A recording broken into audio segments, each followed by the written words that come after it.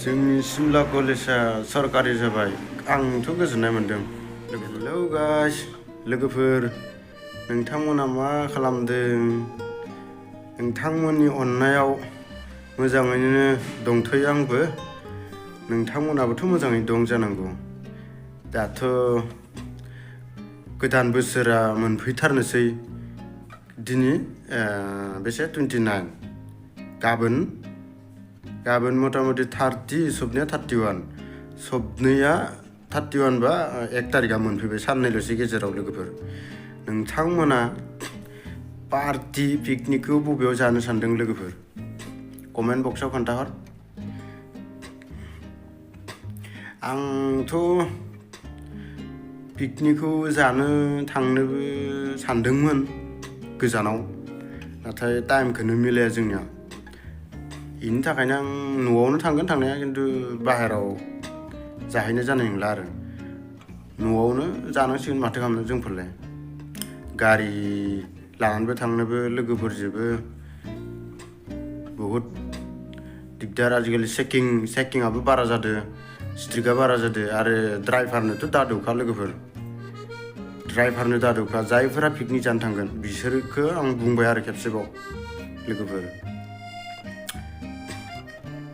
न'आव आङो 31आव थांगोन लोगोफोर। बेनिफ्राय 1 तारिखआव मोनजासिगोन, न'आवनो जानांसिगोन जोंफोरलाय, माथो खालामनो आरोना। नोंथांमोनाथ' पिकनिक जाहैगोन होनदां। जायफोरा जाहैगोन बिसोरो ड्राइभारनि थाखाय दौखानाङा दे, आं हले बुंखाबाय लोगोफोर। बेजों लोगोसेनो आं मोनसेसो गोसोखांदों लोगोफोर।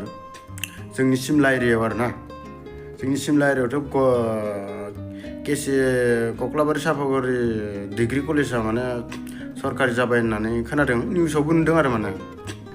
आं बेनि थाखाय जोबोर गोजोननाय मोन्दों। मानो होनोब्ला जोंनि सिमला एरियायाव बा साहा ओनसोलाव गंसेल' नायल' जाल' दा डिग्री कलेजआ जानानै फैबाय।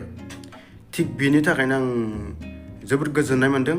मानो होनोब्ला जोंनि जिखिनि लकेल मानसि बिसोरो माने बेसेबा गोजान 5 किल'मिटारानो हमना ला, दावथाराफोरनियाथ' 10 किल'मिटारबो जानो हागौ। जालायाव जायफोरा एडमिसन लानानै साइकेल सालायना थाङो बिसोरनि थाखायथ' बहुद गोजान।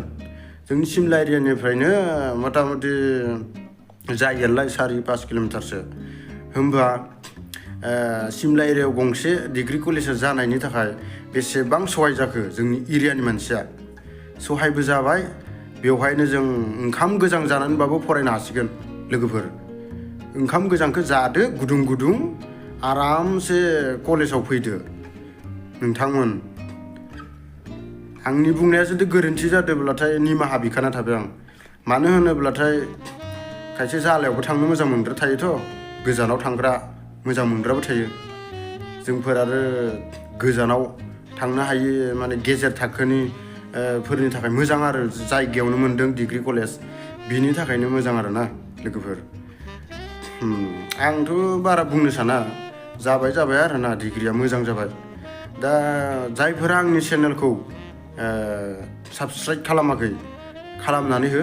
आंनाबो साबस्क्राइबफोरानो गैथारा माथो लोगोफोर। नोंथांमोनाबो एसे अनदो, साबस्क्राइबखौ एसे खालामना होदो लोगोफोर। आं बारा गोलाव बुंनो सानला लोगोफोर, बेखिनिखौनो बुंनानै दोनथ'नोसै आं लोगोफोर। Thank you.